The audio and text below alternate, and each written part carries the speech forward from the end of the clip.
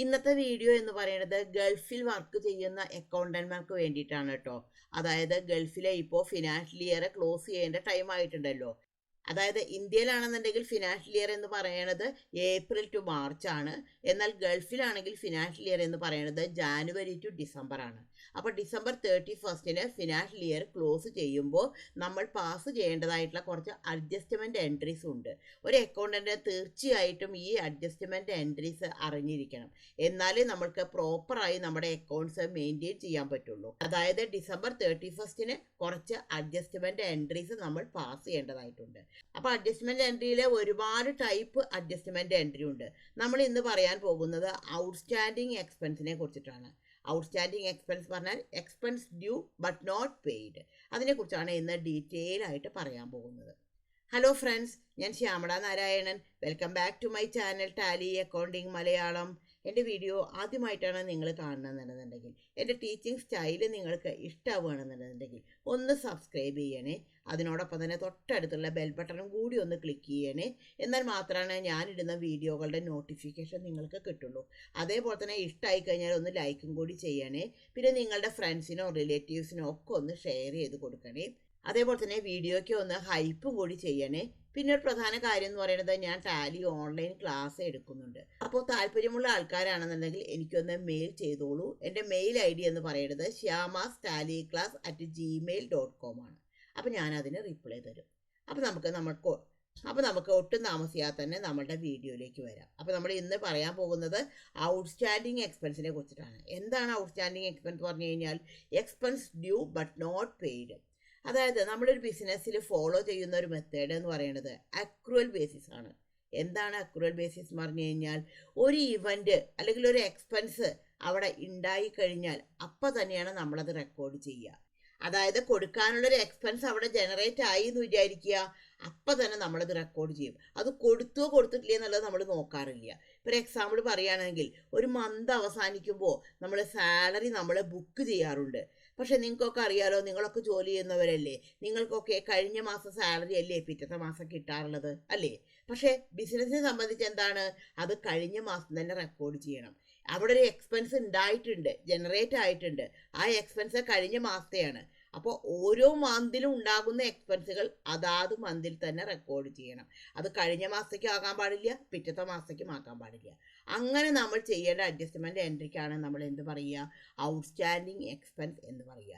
ഇതേപോലെ audit fee ആയിരിക്കാം. അപ്പോൾ ഓഡിറ്റ് ഫീ നമ്മൾ എന്നാണോ അത് ഉണ്ടായത് ആ മാസം നമ്മൾ ബുക്ക് ചെയ്യുന്ന എൻട്രിയാണ് ചെയ്യുക. പിറ്റത്തെ മാസമാണ് നമ്മളത് പേയ്മെൻറ്റ് ചെയ്യുന്നുള്ളൂ.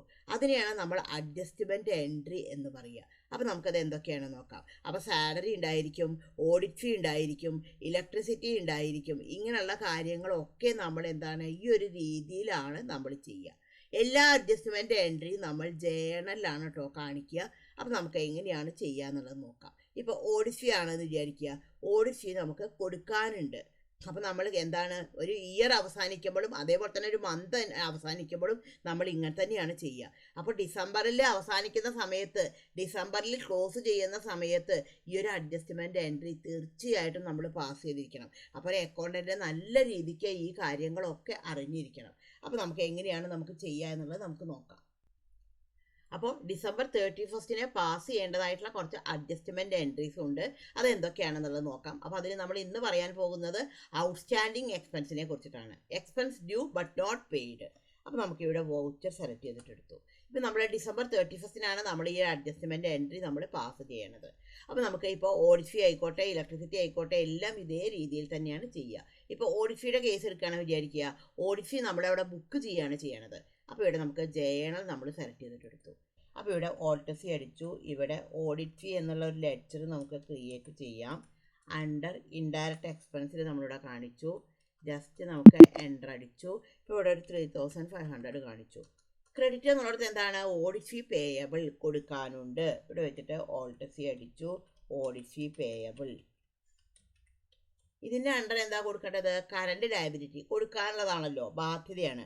ഇവിടെ കറണ്ട് ലയബിലിറ്റിയിലേക്ക് സെലക്ട് ചെയ്തിട്ടെടുത്തു. ജസ്റ്റ് എൻ്റർ അടിച്ചു, എൻ്റർ അടിച്ചു, എൻ്റർ. ആ ഒരു എൻട്രി സേവ് ചെയ്തു. നമുക്കപ്പോൾ ജസ്റ്റ് ഒന്ന് പ്രോഫിറ്റ് ആൻഡ് ലോസ് അക്കൗണ്ട് നമുക്കൊന്ന് സെലക്ട് ചെയ്തിട്ടെടുക്കാം. പ്രോഫിറ്റ് ആൻഡ് ലോസ് അക്കൗണ്ട് എടുത്തു. നമുക്ക് ഡീറ്റെയിൽ എടുക്കാൻ ഓൾട്ട് F1 അടിച്ചു. അപ്പോൾ ഇവിടെ നമുക്ക് കാണാൻ പറ്റും ഓഡിറ്റ് ഫീ എന്ന് പറഞ്ഞിട്ട് ഇവിടെ എമൗണ്ട് വന്നിട്ടുണ്ട്. ജസ്റ്റ് ഒന്ന് ബാലൻസ് ഷീറ്റ് എടുത്ത് നോക്കിയാലോ. ബാലൻസ് ഷീറ്റ് സെലക്ട് ചെയ്തിട്ടെടുത്തു, ഡീറ്റെയിൽ എടുത്തു.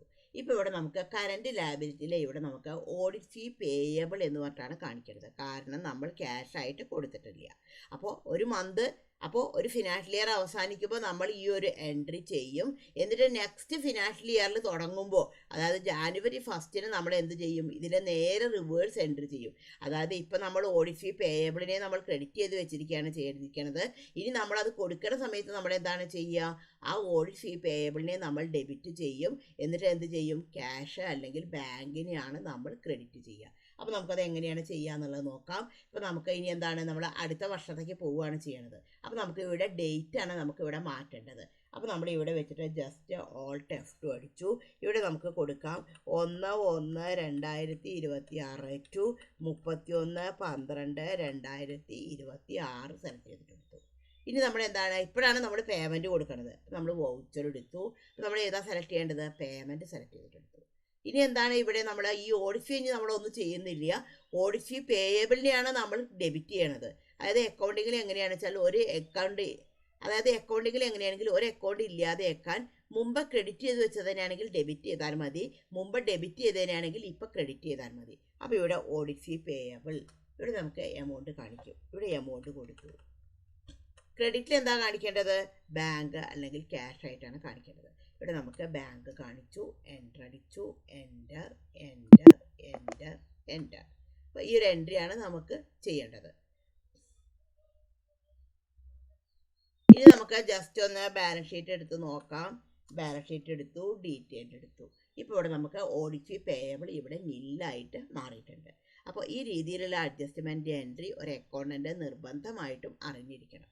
ഈ വീഡിയോ നിങ്ങൾക്ക് യൂസ്ഫുൾ ആയി എന്ന് തന്നെ ഞാൻ വിചാരിക്കുന്നു. Thank you for watching.